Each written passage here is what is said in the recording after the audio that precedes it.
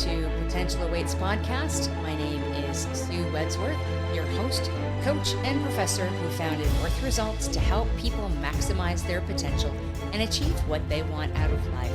Today, I'm going to continue on the positive train and talk about networking. So put away all your distractions and focus on today's lesson because this podcast class is now in session. So normally what I do between podcasts is I go for a topic that's positive and then I go for something that's not so positive. But after doing success, I wanted to keep that going and talk about the next step with respect to success. One of the most important steps for any success is action. Now, within business and even with careers, networking is an important step for success. Now, let's go ahead and define it. Networking is the process of interacting with others to either exchange information and or develop professional and social contacts, and with the purpose of, again, likely expanding your career base or your business. Now, in this day and age, it is becoming more and more evident that who you know is just as important, if not more important, than what you know. In my experience, what you know keeps the job, but who you know not only gets you an introduction to the job, but also can move your career forward. And it's the same in business. Those that are looking to start a new business or even restart or rebrand or even grow an existing business, networking is a key activity for that success. For all of you, whether in business or in a career, this lesson is important to take note of. Now, I belong to a business networking organization called BNI, which stands for Business Networking International. That organization's strategy is to bring like-minded business people together for the sole purpose of generating referral-based business. But for that model to be successful, members need to network. A lot of the key items I'm going to talk to you about today came from my experiences with BNI and networking in my business, career, and life over the years. First off, why is networking so important to use? Well, it's a low-cost way of building personal and business relationships that can really bring you opportunities, again, either, as I said, in your work or business sales life. The more you network, the more people you meet, and the more contacts will expand, allowing you to have a greater resource base. Now, we all know at least 250 people. That's statistics. People in business tend to know more. If we look at networking with those people that we know and then get expanded into the people that they know, we can have access to thousands of contacts and resources. Visibility is the key to important networking. The more networking events you attend or network organizations you're a member of, the more visibility you will have for yourself or for your business. The more people you see and get to know, the more they're likely to help you if you ask. BNI has a philosophy of giver's gain, which means if I do something for you, in their case, give you business, then you're more likely to do something for me. Outside of my present coaching business, all three of my best jobs I've had in my career have come from networking. At BMO, I was asked to put in a resume to join BMO from an account manager that worked there that I knew and worked with through seminars and the local Chamber of Commerce events. My job at Sheridan came from talking with a business colleague, and the topic came up about my interest in maybe teaching again, and she is married to someone who actually works at Sheridan College, and she made the introduction. He and I met, and he introduced me to the associate dean, and the rest was history. I've been working there for 10 years. Niagara College, I asked my sister-in-law who used to work at Niagara College, who can I reach out to for employment information? And she gave me a direct contact who I sent my resume to. And again, they hired me. I've been working there for over a year. So for my business, my coaching and speaking business, I joined BNI to help improve my visibility. I'm networking with people all over the country weekly, gaining exposure for not only just my coaching, but my speaking business as well. I talk about those examples to all the cynics out there saying, well, does this really work? And my answer on, well, really any of my podcast topics, and especially this one, is yes. Look at all my examples. And you know what? I could go on, but this is supposed to be about all of you, not me. But I just needed to put that in there to show you that, yes, this does work. The other important aspect of networking is you're associating with business professionals in the industry you're looking to enter or want to expand in. For example, if you're interested in sports management as a career, then who are you meeting in that industry? Other than social media, how are you meeting with people so that they can get to know you? As much as we all love and see the benefit of social media is electronic networking. And it's not going to completely take the place of face-to-face networking. It's a great complement, but no complete substitute. For those that are looking to grow your business or restart it, then what networking events can you go to add visibility to your business? Now, I have a friend that is helping a local dragon boat club get restarted or rebranded. Going to networking events, Chamber of Commerce events, association events, Rotary events, get the word out about the club that you're looking for members. And it isn't just about speaking to the members at those events. You never know who they know that might be interested, and it goes from there. So find industry or business network events in your area and start going.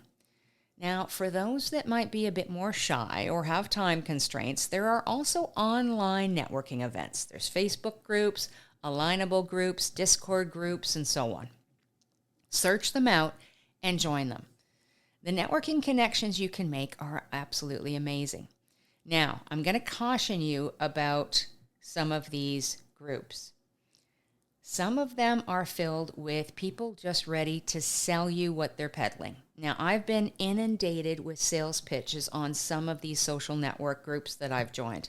They start out with what I call the bait of getting to know you, and then switch it up with, okay, buy this. So be wary of those people out there that are just, as I call it, for the hunt of the sale. They're not farming for the relationship for mutual benefit. They're just connecting with you to sell. And I appreciate that this is a sales industry and a sales business, and networking is a sales tool. But for some of us, it's not about the task of the sale. It's about the relationship. Next, networking takes effort and planning. But if done proactively and with purpose, it can lead to great success. I like the adage from BNI. It's not net sit, it's not net eat, it's net work. So, all right, I'm going to go to events. What do I do when I get there? Here are some key steps you can do to maximize those networking efforts. Number 1, have your networking tools with you at all times.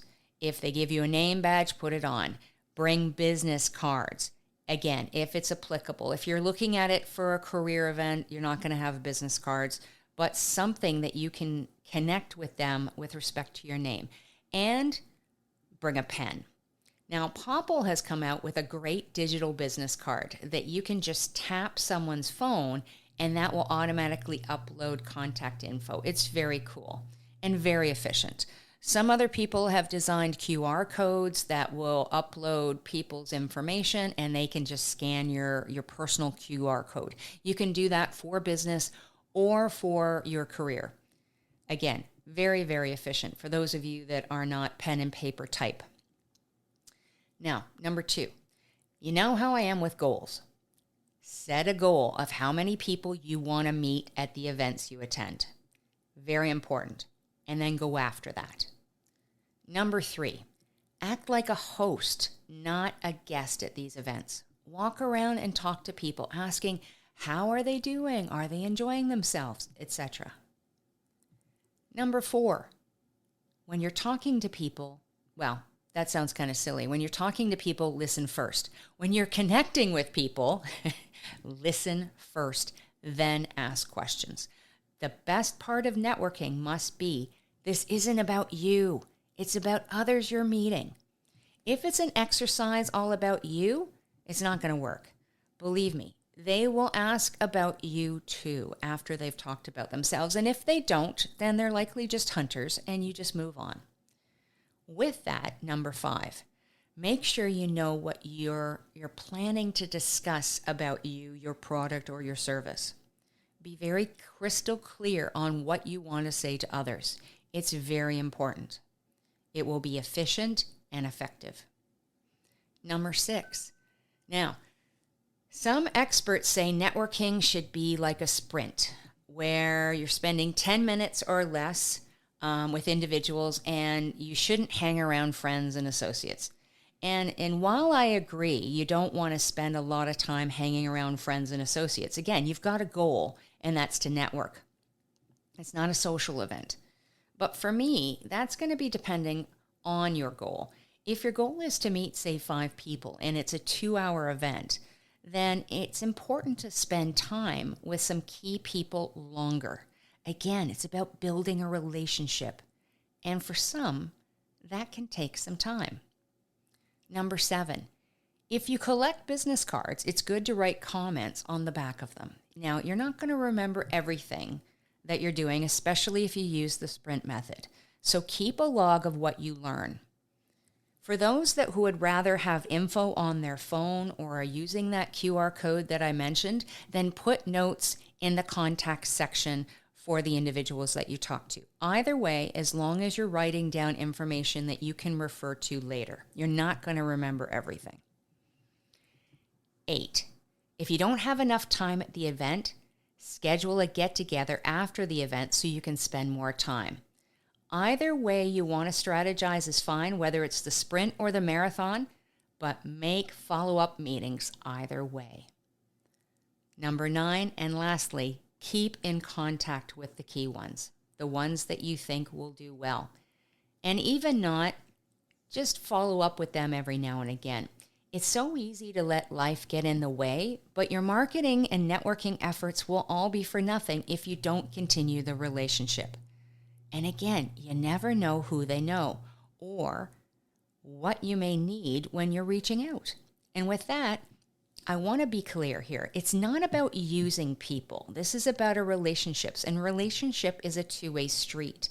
They may want something or need something from you, which absolutely is great. It's great to help other people, and from there, they will help you too.